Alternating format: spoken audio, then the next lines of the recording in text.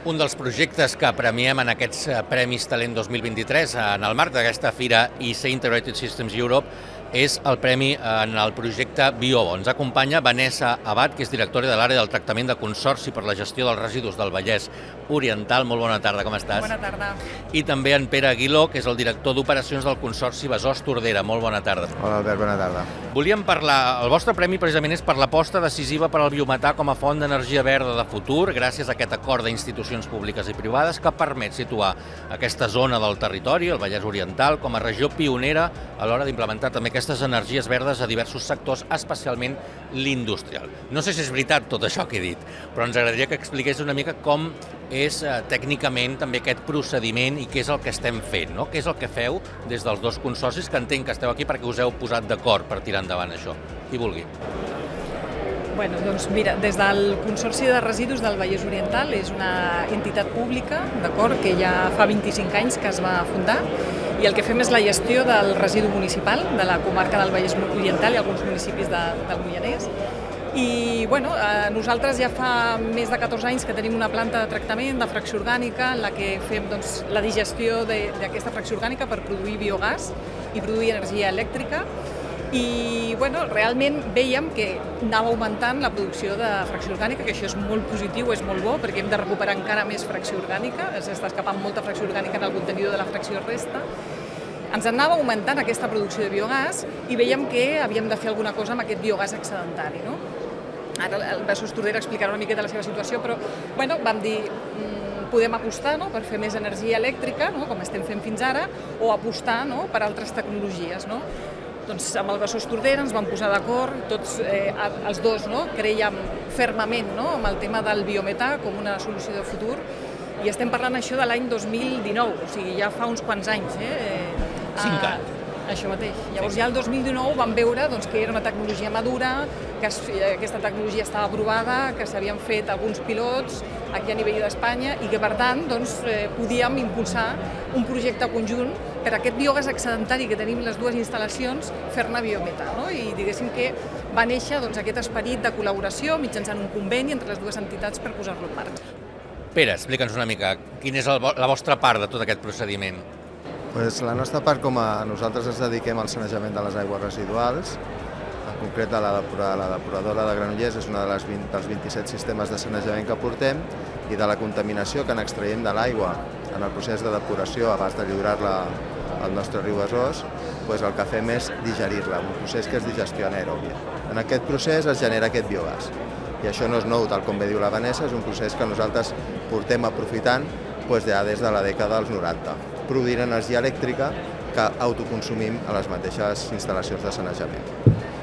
El biogàs excedent és el que utilitzem per fabricar aquest biometà juntament amb el biogàs excedent del Consorci de Gestió de Residus del Vallès Oriental. I aquest biometà, una vegada produït, s'injecta en la xarxa de gas natural perquè les seves característiques són les mateixes exactament que el gas natural que tots consumim a casa.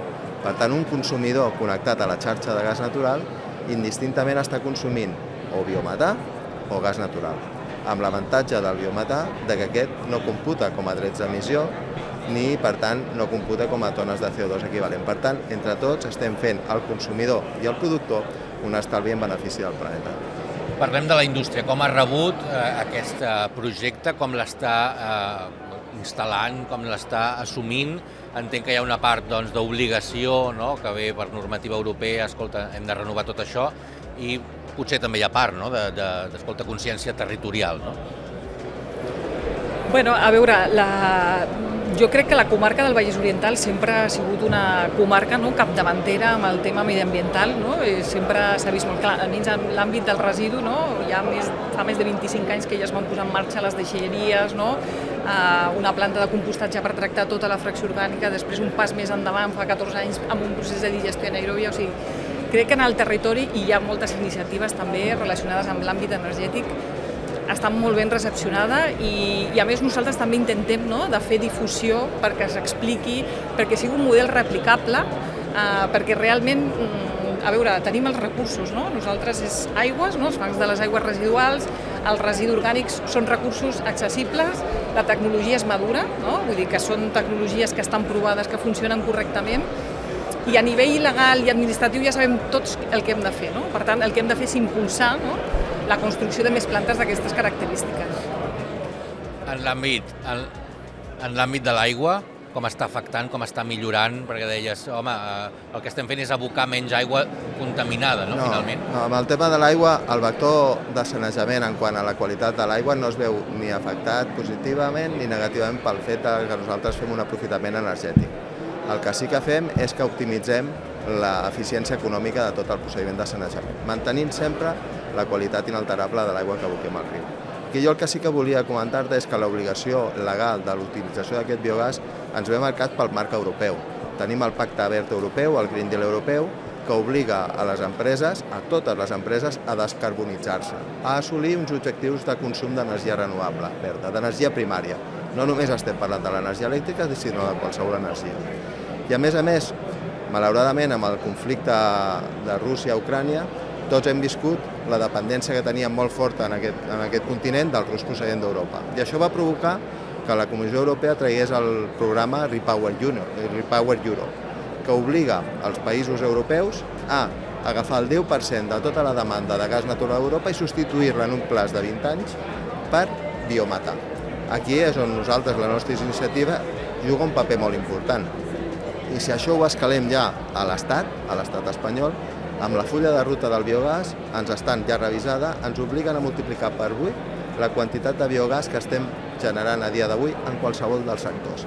Per tant, el nostre oferiment dintre de la xarxa de gas natural d'aquest biometà redunda que qualsevol industrial, qualsevol ciutadà és capaç de complir els compromisos europeus tan fàcilment com comprar aquest biogàs.